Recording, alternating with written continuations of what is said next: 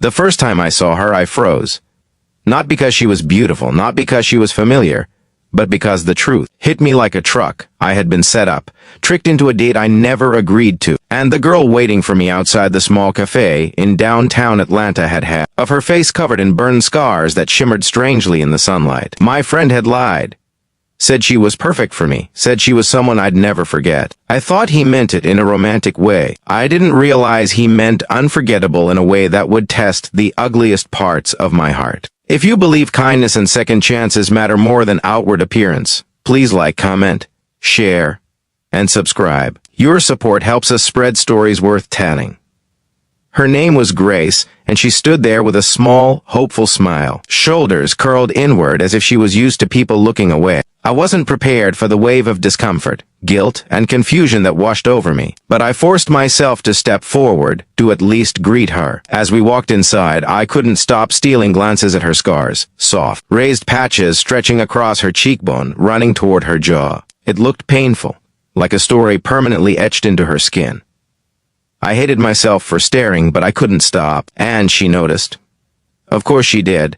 People like her always notice. She spoke softly, as though every word was tested before leaving her mouth. She told me she loved books about resilience, that she volunteered at a children's burn foundation, that coffee shops reminded her of safety. I listened, but my mind kept drifting, wondering why my friend had done this to me. I wasn't a cruel person, but this felt like a trap, like I was being tested, and I didn't like the version of myself that was reacting so awkwardly to her presence. As we walked through Piedmont Park afterward, she paused by the lake, fingers twisting around each other, and suddenly said words that pierced straight through my chest. If you want to leave, it's okay. People do. There was no anger, no bitterness, just the weight of someone who had heard that too many times. I mumbled something about staying, but the truth was messy. I didn't want to be seen as shallow. I didn't want to hurt her. But I also didn't understand why I felt so conflicted.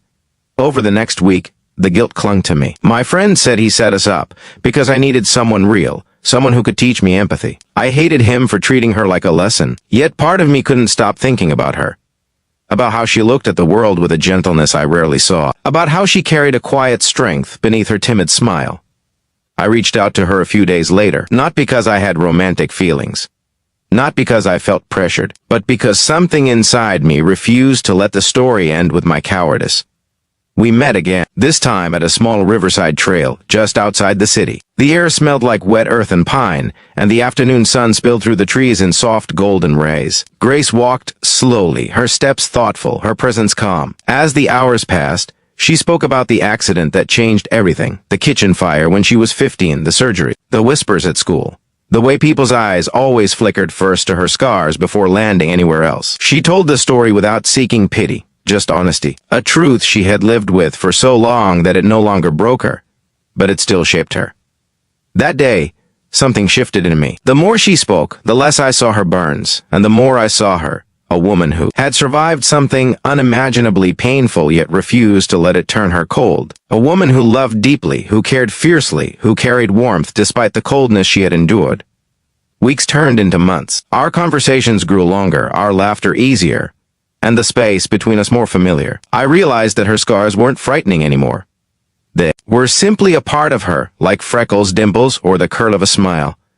But deeper, more meaningful. They told a story not of tragedy, but of survival. And yes, there were moments I struggled with my own shallow instincts, moments when I caught myself comparing her to some imaginary standard of beauty I didn't even fully believe in. But every time, Grace would say something that made all of that feel small and foolish. She never tried to hide her scars. She never apologized for them. She lived openly, bravely, with a heart that refused to shrink. And in that courage, I found myself drawn in ways I never expected. The turning point came one rainy evening when we sat inside her car, windows fogged, raindrops racing down the glass. She looked straight at me and said the words that changed everything. Is appearance really that important? Her voice wasn't accusing. It was trembling, vulnerable, as if she was afraid of the answer.